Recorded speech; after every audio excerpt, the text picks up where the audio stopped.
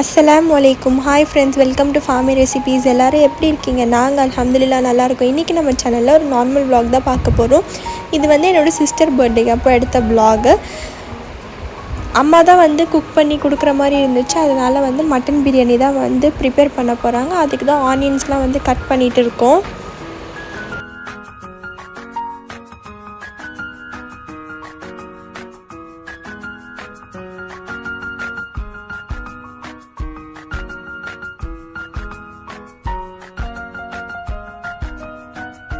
இப்போ ஒரு குக்கர் எடுத்து நம்ம எக் பாயில் பண்ணுறதுக்கு எல்லாமே இது பண்ணிகிட்டு இருக்கோம்.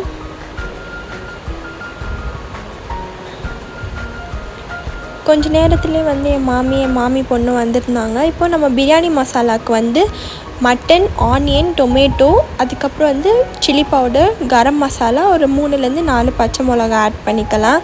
ஆட் பண்ணிட்டு ஒரு 2 டேபிள் ஸ்பூன் அளவுக்கு தயிர் ஆட் பண்ணிக்கலாம்.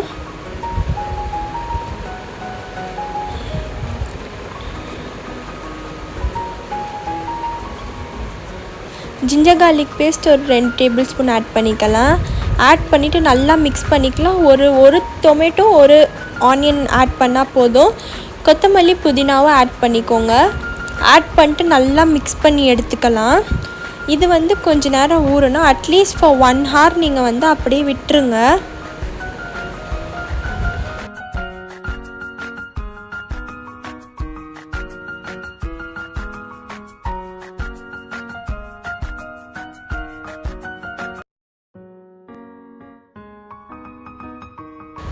அது நல்லா மேரினேட் ஆனதுக்கப்புறம் ஒரு ப்ரெஷர் குக்கரில் மாற்றிட்டு மட்டன் உங்களுக்கு எத்தனை விசிலில் வேகுதோ அந்த மாதிரி நீங்கள் விசில் விட்டுக்கோங்க. இதில் ஒரு 1/2 glass வாட்டர் ஆட் பண்ணிக்கோங்க.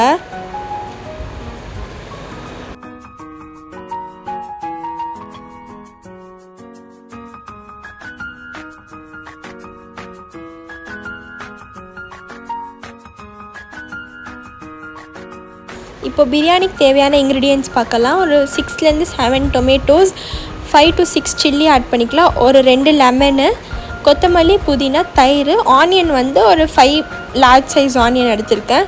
அதுக்கப்புறம் டீலாம் குடிச்சிட்டு கொஞ்சம் நேரம் ரிலாக்ஸ் பண்ணிட்டு அதுக்கப்புறம் திருப்பியும் மம்மியோடு சேர்ந்து வீடியோ எடுத்துகிட்டு இருந்தேன். இப்போ பிரியாணி செய்கிறதுக்காக ஒரு கடாயை நல்லா ஹீட் பண்ணி எடுத்துக்கலாம். நான் 1.5 கிலோ அரிசி எடுத்திருக்காங்க. அது நம்ம ஊற வைக்க போகிறோம்.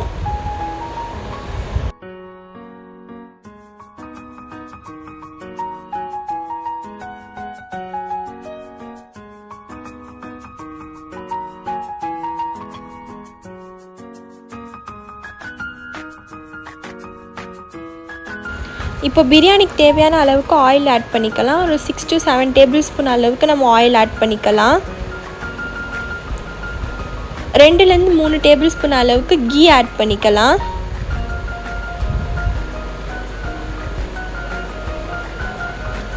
அப்புறம் நம்ம வெட்டி வச்சுருந்த ஆனியன் ஆட் பண்ணிக்கலாம். ஆனியன் நல்லா கோல்டன் ப்ரௌன் ஆற வரைக்கும் அப்படியே விட்டுருங்க. அப்போ தான் உங்களுக்கு பிரியாணியோட ஃப்ளேவர் நல்லா வரும். நிறைய பேர் வீடியோ பார்க்குறீங்க, ஆனால் சப்ஸ்கிரைப் பண்ண மாட்டீங்க. கண்டிப்பாக சப்ஸ்கிரைப் பண்ணிட்டு பாருங்கள். உங்களோட சப்போர்ட் தான் கண்டிப்பாக வேணும். கண்டிப்பாக சப்ஸ்கிரைப் பண்ணிட்டு ஃப்ரெண்ட்ஸ் அண்ட் ஃபேமிலியோட ஷேர் பண்ணுங்கள். உங்களுக்கு ஏதாச்சும் குறை இருந்துச்சுன்னா கண்டிப்பாக கமெண்ட்ஸில் சொல்லுங்கள். சப்போர்ட் பண்ணுங்கள் முடிஞ்ச அளவுக்கு. இப்போ ஆனியன் நல்லா கோல்டன் ப்ரௌனில் ஆகுது. இதே மாதிரி நல்லா கோல்டன் ப்ரௌனாக மாறணும். அரிசி ஊறிட்டு இருக்குது.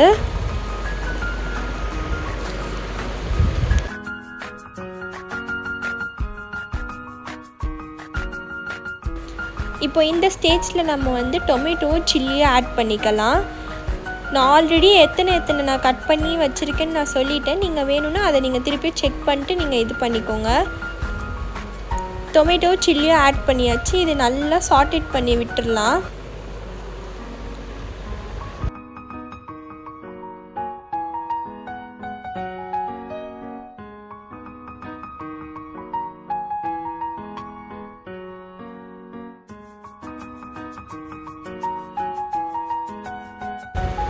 இந்த ஸ்டேஜில் நம்ம கொத்தமல்லி, புதினா ஆட் பண்ணிக்கலாம். ஆட் பண்ணிட்டு ஒரு வாட்டி நல்லா மிக்ஸ் பண்ணி விட்டுறலாம்.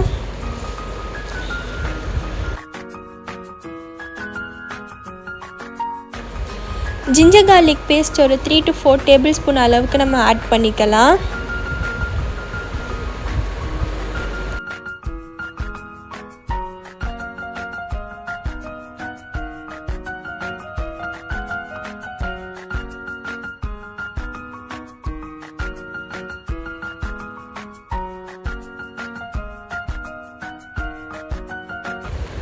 ஆட் பண்ணிட்டு நல்லா மிக்ஸ் பண்ணிவிட்டு டொமேட்டோலாம் வந்து நல்லா சாஃப்டாக ஆகிற வரைக்கும் நம்ம அப்படியே விட்டுடலாம். இந்த ஸ்டேஜில் நம்ம வந்து சால்ட் ஆட் பண்ணிக்கலாம். இப்போ இதை நல்லா வதங்கட்டும்.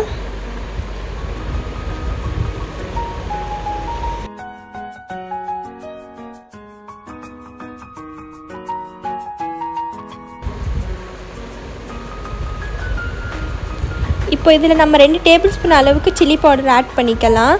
இது வந்து கடையில் வாங்கினதுலாம் இல்லை, இது வீட்டில் அரைச்சது.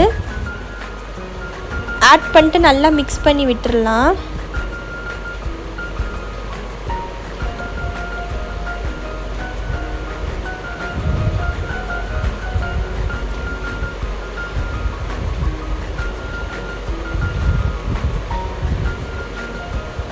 இதில் வந்து ஒரு டீஸ்பூன் அளவுக்கு நம்ம கரம் மசாலா பவுடர் ஆட் பண்ணிக்கலாம். நம்ம வந்து ஏலக்காய், பட்டை, கிராம்பு எதுவுமே நம்ம போடலை. இதை நாங்கள் வந்து பவுடர் பண்ணி வச்சுருக்கோம். அதை மட்டும் ஹாஃப்லேருந்து ஒரு 1 டீஸ்பூன் அளவுக்கு நம்ம ஆட் பண்ணிக்கலாம். ஆட் பண்ணிட்டு நல்லா வதங்கிட்டக்கப்புறம் நம்ம தயிர் ஆட் பண்ணிக்கலாம். தயிர் வந்து ஒரு 2லேருந்து 3 டேபிள் ஸ்பூன் அளவுக்கு நீங்கள் தயிர் ஆட் பண்ணிக்கோங்க. ஆட் பண்ணிட்டு அந்த மசாலாவோட நல்லா மிக்ஸ் பண்ணி எடுத்துக்கோங்க.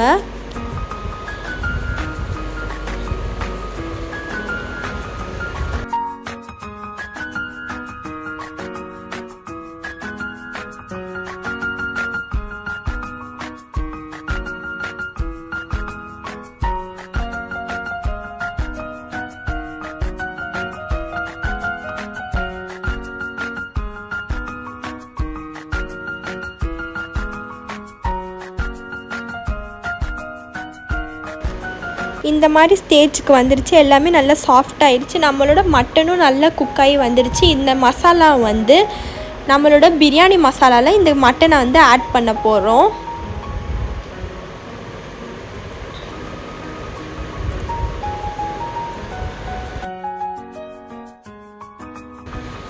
ஆட் பண்ணிட்டு ஒரு 2 மினிட்ஸ்க்கு நல்லா நம்ம மிக்ஸ் பண்ணி விட்டுட்டு இந்த ஸ்டேஜில் வந்து நம்மளோட லெமன் ஜூஸை நம்ம ஆட் பண்ணிக்கலாம். 1லேருந்து 2 லெமன் வரைக்கும் நீங்கள் ஆட் பண்ணிக்கலாம்.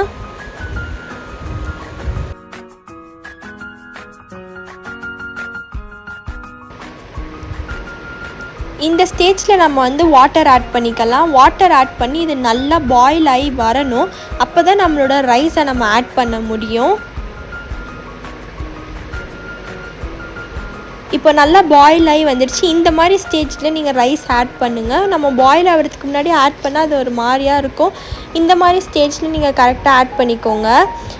ரைஸ் ஆட் பண்ணிட்டு மேலேருந்து மிக்ஸ் பண்ணாமல் அடியிலேருந்து மிக்ஸ் பண்ணால் ரைஸ் உடையாது.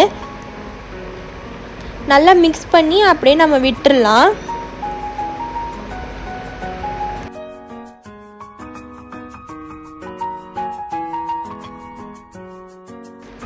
ரைஸில் தண்ணிலாம் கொஞ்சம் ஹாஃப் ஸ்டேஜுக்கு வந்தோன்னே நம்ம வந்து ரைஸ் வந்து தம்மில் போட்டுடலாம். கீழே ஒரு தவா வச்சு மேலே வந்து ரைஸோட குக்கரை வச்சு நம்ம வச்சாச்சு. இந்த ஸ்டேஜில் இருக்கும் போது தான் நாங்கள் வந்து தம் போட்டோம்.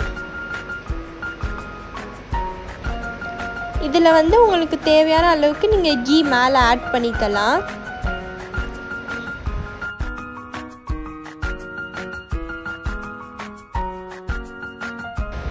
இப்போ நம்ம கத்திரிக்காய் குட்டீஸ் எப்படி செய்கிறதுன்னு பார்க்கலாம். அதுக்கு ஒரு குக்கர் எடுத்துகிட்டு நம்ம ஒரு 2 டேபிள் ஸ்பூன் அளவுக்கு ஆயில் ஆட் பண்ணிக்கலாம்.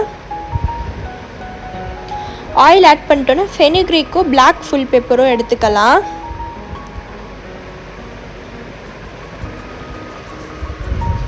அது ஒரு 1 மினிட்க்கு இதாகிட்டோன்னு ஒரு ஸ்மால் ஆனியன் ஆட் பண்ணிக்கலாம். ஒரு ஸ்மால் தக்காளி ஆட் பண்ணிக்கலாம். அதுக்கப்புறமா ஒரு 4லேருந்து 5 பல்லு பூண்டு ஆட் பண்ணிக்கலாம். அதுக்கப்புறம் நம்ம வெட்டி வச்சுருக்க கத்திரிக்காவை சேர்த்துக்கலாம். சேர்த்துட்டு அதோட கத்திரிக்காயோட கலர் மாறுற அளவுக்கு நம்ம அப்படியே விட்டுடலாம்.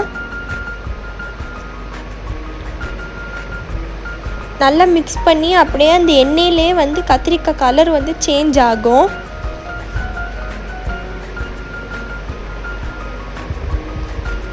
இதில் தேவையான அளவுக்கு சால்ட் ஆட் பண்ணிக்கலாம்.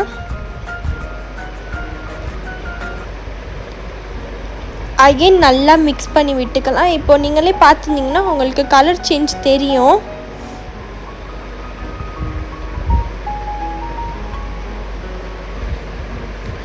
இதில் ஒரு 1லேருந்து 2 டேபிள் ஸ்பூன் அளவுக்கு நம்ம சில்லி பவுடர் ஆட் பண்ணிக்கலாம்.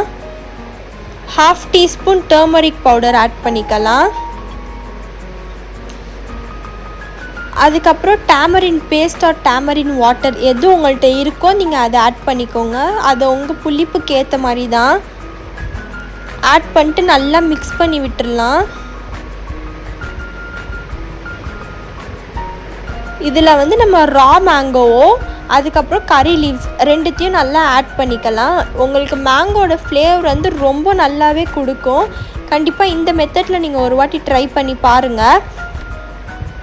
இப்போ வந்து நம்ம எக் மசாலா செய்கிறதுக்காக ஒரு பேனை ஹீட் பண்ணிட்டு அதில் ஆயில் ஆட் பண்ணிட்டு chilli powder, turmeric powder, 1/2 teaspoon cumin seeds powder add பண்ணிக்கலாம். அதுக்கப்புறம் ஒரு 1லேருந்து 1.5 டீஸ்பூன் அளவுக்கு நம்ம பெப்பர் பவுடர் ஆட் பண்ணிக்கலாம்.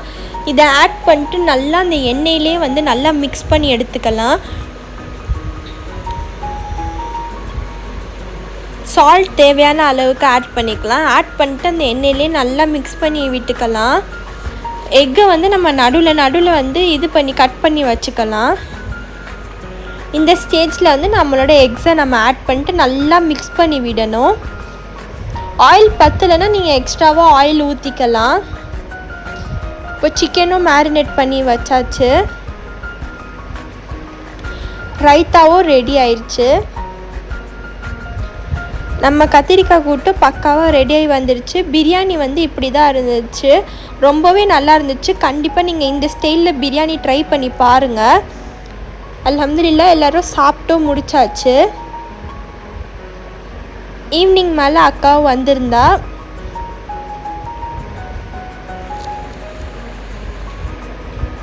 அவ்வளோதான், இதோட இந்த வீடியோ முடிச்சுக்கிறேன். தேங்க்ஸ் ஃபார் வாட்சிங். அஸ்ஸலாமு அலைக்கும்.